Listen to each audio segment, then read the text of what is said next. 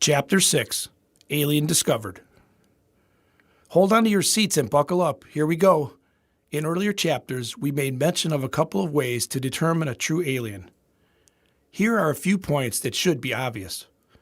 An alien must be from another world or realm other than our Earth. He must bring the lifestyle from his world with him. Hopefully, he will tell us the purpose of his coming. Was it planned or accidental?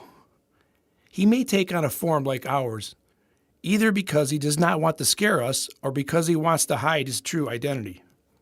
He may not take on a form like ours at all, perhaps because he doesn't really care what we think. If someone or something were and is other than us and proved to us that he was from another world, wouldn't we have heard about it? Wouldn't everybody know of such a visitor? Wouldn't it be world news no matter where it happened? If it already happened, why aren't we talking about it all the time? Could it be that it has been hidden? Then you would have to ask, why would it be hidden? And if it were hidden, who hid it? I believe these are logical questions, all of which I asked myself during my quest. That's right, I talked to myself. Maybe you've talked to yourself also. Do you know what's funny? Myself talks back to me. Have we ever been visited by someone from another world or realm? I'm sure many of you will say we have. We constantly hear reports of visitations, sightings, and appearances by beings, most of which are individual sightings and experiences that have been difficult to prove. Most of these sightings do not last long enough to give the witness a photo opportunity, nor is there a chance to conduct an interview with the visitor. To my surprise, in my search to find out if we have been visited by an alien, I was caught off guard or blindsided by the one I discovered. I must admit it seemed a bit obvious after identifying the one true alien who actually lived among us. This revelation immediately put me at odds with practically everyone with whom I tried to communicate this revelation. As a result, it required a lot of research, a lot of checking and cross-checking my findings. This became an exciting but scary adventure because I really wasn't able to communicate my thoughts with others. Most likely because I never met anyone who thought of this individual in the way I came to perceive him to be. A true alien from another world. Most of the world has heard of this individual in one way or another, but not as the only visitor from another world. The truth has been concealed, and we've been deceived about the reason for his visit. Without the knowledge of this visit by one who is other than us, who gave us clarity regarding his who, what, and why, which in turn clarifies our who, what, and why, we are at a complete loss concerning the reason for our existence. The reason for this book is to reveal, describe, and understand the nature of this alien being, as well as explain some of the hidden mysteries about him and his visit. I'm sure others have understood this same alien's visit. I don't consider myself special or someone who has a corner on the alien market. In 30 years, I have not found one logical dispute that this wasn't a true alien visitation. This alien once lived among us. We touched him. We saw him. He had a real body. He was not a spirit or a ghost. It is reported he had a real kinship with us. Even though he didn't feel at home here, he made us feel at home with him. His oneness and openness with us was incredible. He understood us better than we understand ourselves. He temporarily took on our likeness, but his person, heart, and soul was something out of this world. He did not come with spaceships.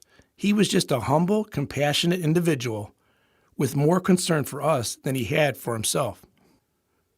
It is interesting that we all may have our own definition of our who, what, and why. If someone reveals to us that he's not of our world and proves it, then explains to us our who, what, and why, wouldn't you think the world will receive it as truth and let it influence its view of life? If we don't receive this information, maybe it's because it doesn't fit the preconceived ideas that are so dear to us. We must protect what we believe at any cost, because we believe that our beliefs are the truth, or at least the truth for us. But how do we know what's true? If we can control what's true, then truth is individualized. True for one, but not for all. Such thinking is so widespread today that most people think that a universal truth does not exist. For instance, many people believe in UFOs because they have seen them. If you told them that they didn't see a UFO, they would think you're nuts. In their view, UFOs exist, even though there is no concrete proof of their existence. Thus, without proof, how can we believe that we've been visited by someone from another world? Why isn't everybody still talking about such an event? In a sense, they are. This event is still a topic of discussion worldwide, but this visitor is not recognized as an alien. You might well be wondering when this alien visitation took place. Where are the big heads, the bug eyes, and the green skin we've seen in movies? Since you have no memory of a visit by such a scary creature, you probably find my claim suspicious. You have to realize that when this alien came into our world, he took on our form. He possessed a body like ours that had blood, guts, and flesh. There was a reason why he assumed our likeness that is too deep to communicate at this point. We will address that in a later chapter. Yet his coming was definitely an act of kindness. He did not want us to fear him, so he disguised his real form, which was too bright and intense for us to behold. Much of the information that he communicated was too advanced and unbelievable for most of the people he met, and still remains more advanced than the knowledge we have today. The method of his coming, and also of his going, revealed to us his power and the supernatural abilities that proved he was far superior to us. The fact that he could come and go from another realm should have proved that to us. The fact that he was willing to communicate with lowly earthlings is amazing. In 2010, we are still hoping for answers, spending billions to dig deeper into space, examining rocks and listening for any noise from space. It's amazing we haven't found anyone out there yet. This alien said he was from above. Above what? We can't find anyone above or below. Yet we have been visited by one, the only one, who made himself known to us. That means he made himself known to many of us, not just one individual. He came from out there, from another realm, and lived among us, was murdered but kept on living. Then he went back to his home in another realm, but promised to return to our world in the future. No one had ever done anything like this before, and no one has ever done anything like this since. Centuries have gone by, but it's as though his visit happened only yesterday. Still, people don't recognize him as being from another world. Some defiled him. Others considered him a liar and even a lunatic. He knew where he was from, knew where he would return to, and completely understood the purpose of his coming, the importance of his mission, even the outcome if he had not carried it out. We consider ourselves smarter than ever before, and yet we're more confused than ever because we have failed to understand our own purpose. The reason for our existence remains a mystery so that not many, not even the majority of the most educated minds in history have been able to solve it. Earlier, I mentioned attending a party where I asked a very successful businessman to tell me the purpose for his existence. Remember his answer? I don't have a clue, he said. Could it be that we just don't care? Or is it not worth the time and energy to pursue the reason for life itself? If anyone looks closely at our existence and the creation we live in, its complexity is mind-boggling. How sad is it that someone can live an entire life and not seek to know if there is some reason for it? Much has been written and spoken about this alien and his life on Earth.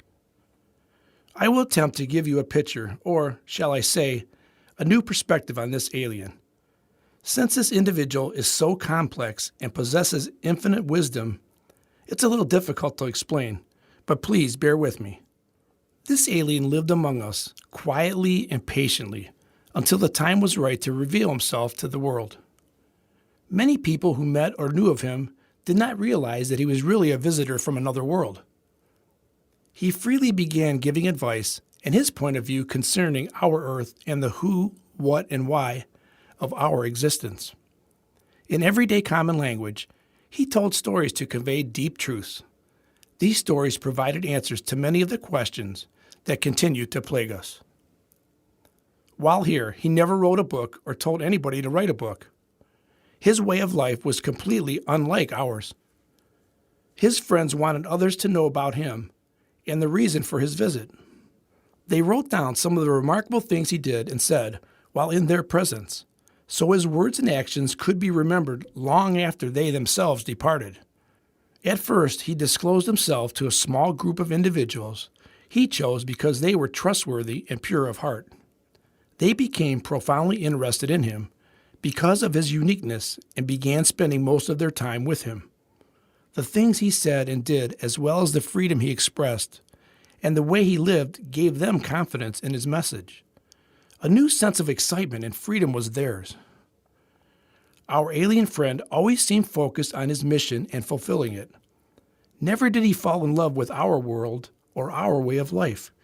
He didn't let our world affect or control him. He knew our world was temporary and his eternal. He spoke of his Father as the one who governed all of life and creation, not as an evil taskmaster, but as the loving guardian of all. When his friends and even opponents asked questions of this alien, they were uncertain of his answers because many of the meanings were too deep for them to comprehend. He was misunderstood a good deal of the time, and it wasn't until his departure that his mission became clearer to his followers. Isn't that a lot like life? You don't know what you've got till it's gone. The night before he returned to his original form and his homeland, he said to them, "Have I been with you so long, and you still don't understand me with my mission?" He said that to them after they spent 3 years with him. That's right, it was a long visitation, not just something passing in the sky or a quick hello and goodbye. So don't feel bad if you still don't comprehend the strangeness of this alien. Those few friends could not completely grasp it either. Is this a depth of depravity that we are unable to comprehend, even when we come face to face with the truth? We still would have a very tough time understanding him. Even to this day, the masses don't have the slightest understanding of his nature and the purpose of his visit. Even those who say they believe in him and his coming have a tendency to make him into something quite different from what he intended. We have even gone so far as to turn him into a religious figure, as if that's what he wanted.